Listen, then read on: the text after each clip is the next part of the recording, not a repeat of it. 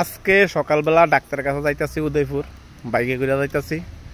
বাইকের ভিতরে আমরা আসলাম দুইজন। আমার হেলমেট আসলো, লাইসেন্স অল ডকুমেন্টস পেপার ওকে, লাইসেন্স তো অল ওকে। আমি হেলমেট পরে আসলাম, আমার সাথে আমার মিসেস আসলো, বাচ্চা আসলো, বাচ্চারা ডাক্তার কাছে লয়ে যাইতেছি। Unfortunately traffic আটকাইছে।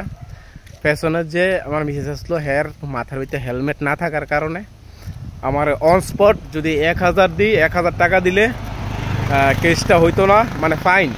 আর নাইলে আমার কি তা জানি আরও এটা নাম্বার সব কিছু রেখেছি, আমি যদিও দিছি না, পরে বলো 2000 টাকা দিতে হইব ফাইন। বেশ ভালো কথা, ভালো একটা উদ্যোগ, ভালো একটা রুলস। আমরা সেফটির লেগে সরকার এই ধরনের উদ্যোগ নিছে, ট্রাফিক পুলিশ এভাবে উদ্যোগ নিছে, খুব সুন্দর একটা ভালো জিনিস।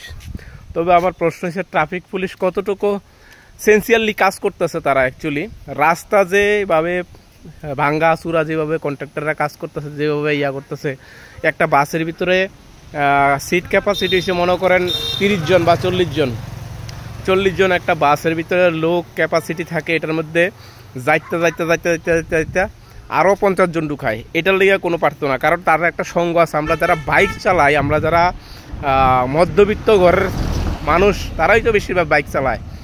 তো যারা বাইক চালায় তারার লগে পারবো, কারণ তারা ইউনিটি নাই, সঙ্গ নাই, কোনো কিছু নাই। একজন অটোর ভিতরে কতজন প্যাসেঞ্জার ক্যারিং করতে পারে? একটা যে কোনো গাড়ি যানবাহন হোক, কতটুকু প্যাসেঞ্জার ক্যারিং করতে পারে? তাদের কোনো সেফটি মেজার, কতজন সিট বেল্ট পড়তেছে, রাস্তার কন্ডিশন কিতা, কোন কন্ট্রাক্টরে কাজ করতেছে, কতটুকু ডুপ্লিকেসিভাবে করতেছে। একটা রাস্তা এক মাসও যায় না, 15 দিন পর এটা নষ্ট হইতেছে। এটা হলে ট্রাফিক পুলিশের কোনো চিন্তা নাই, শুধু একমাত্র পাবলিকের টাকা হাতে এনে আসা একটাই তারা চিন্তা। আর অনস্পট তো তারা কিছু ঘুষ গামার দিতে পারলে তো আরও ভালো কথা।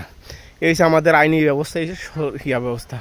যদি আপনি আইনি সুরক্ষতা দিতে চান বা মানুষের সেফটি, সাধারণ মানুষের সেফটি আপনি সবসময় মাথায় রাখেন যে একটা সাধারণ মানুষের সেফটিটা মোস্ট ইম্পর্টেন্ট, তাহলে আপনি কী করতে হইব? রুট যে কন্ডিশন আছে বর্তমানে, রুটের যে সেফটি মেজারগুলি, রাস্তার যে কন্ডিশন, আপনার কি হইতেছে? একটা কন্ট্রাক্টর কাজ করতেছে, উইথিন 1 মাসও যায় না, এটা আবার শেষ রাস্তা।